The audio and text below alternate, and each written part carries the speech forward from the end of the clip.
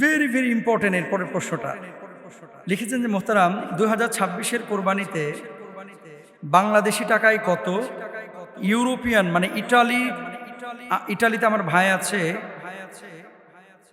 Euro কত, এবং ইংল্যান্ডে যারা আছে তারা কত পাউন্ড থাকলে কোরবানি দেবেন, আমেরিকায় যারা আছে তারা কত ডলার থাকলে তারা কোরবানি দেবেন। তার মানে বাংলাদেশে কত টাকা, ইটালি, স্পেন, জার্মানিতে কত টাকা, ইউরোপে কত টাকা, ইংল্যান্ডে কত পাউন্ড, তারপরে হচ্ছে আমেরিকায় কত ডলার থাকলে কোরবানি আবশ্যক 2026 মানে এবছর। এটা ইম্পর্টেন্ট। এখন আসেন আমরা একটু আলোচনা করি কোরবানির নিসাবটা কি। কোরবানির মূলত 3 দিন, 1 বছর সম্পদ থাকা শর্ত না। কয়দিন? 3 দিন, 10, 11, 12।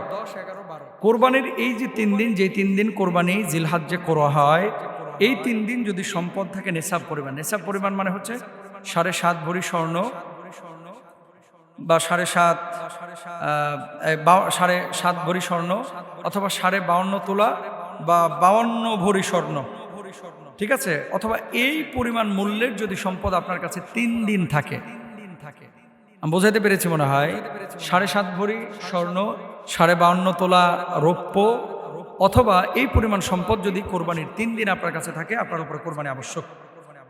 এখন বাংলাদেশি টাকায় যদি আপনি হিসাব করেন, বাংলাদেশের সোনার নিসাব এখন যদি আপনি হিসাব করেন 7.5 ভরি সোনার দাম প্রায় 11 লক্ষ টাকা, স্থান ভেদে অথবা প্রোডাক্টের মান অনুযায়ী কম বেশি হতে পারে।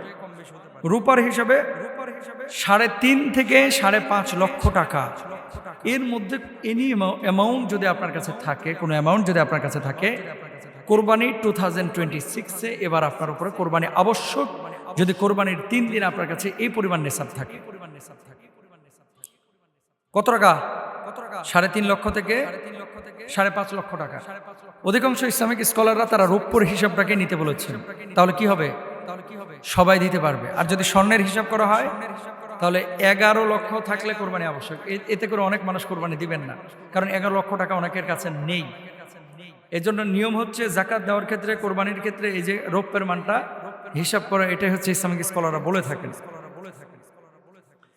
এবং হানাফি স্কলারদের মানে রায় এটি। এবার আসেন ইংল্যান্ডে, ইংল্যান্ডের পাউন্ডের যদি হিসাব করেন তাহলে যদি 550 থেকে 750 এর মধ্যে যে কোনো অ্যামাউন্ট যদি আপনার কাছে থাকে, 550 থেকে 750 পাউন্ড, তাহলে আপনার উপরে কোরবানি আবশ্যক। এখন আপনি বাংলাদেশে যদি কোরবানি দেন তাহলে কোন জায়গার হিসাবটা আপনি করবেন? আপনি ওই জায়গার হিসাব করবেন, আপনি বাংলাদেশের হিসাব করবেন এবং সে অনুপাতে আপনি কোরবানিটা দেবেন ইনশাআল্লাহ।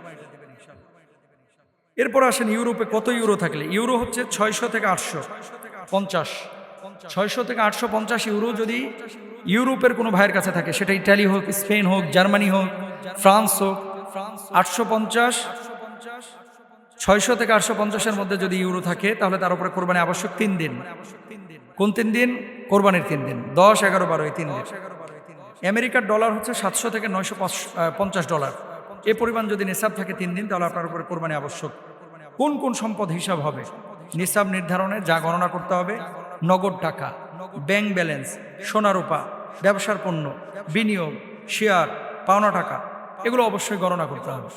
আর গণনা করবেন না কোনগুলা? বসবাসের বাড়ি, ব্যবহারের গাড়ি, নিত্য প্রয়োজনীয় আসবাব, ব্যবহার্য কাপড়, চাকরির প্রয়োজনীয় যন্ত্রপাতি, এগুলো আপনি হিসাব করবেন না। কাদের উপরে কোরবানি ওয়াজিব?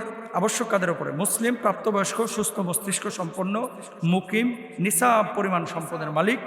ঋণ থাকলে, যদি কারো কাছে মোট সম্পদ 10 লাখ, জরুরি ঋণ হচ্ছে 8 লাখ, 8 লাখ আগে শোধ করে তারপরে 2 লাখ দিয়ে যদি নিসাব পরিমাণ থাকে তাহলে আপনি কোরবানি দেবেন। আর বড় অ্যামাউন্ট, ধরেন 1,500 কোটি টাকা আপনি লোন নিছেন, তাহলে মাসিক কিস্তি যেটা আপনি দেন এটাকে মাইনাস করে বাকি টাকা দিয়ে আপনি অবশ্যই কোরবানি দেবেন। আল্লাহ বুঝদান করুন।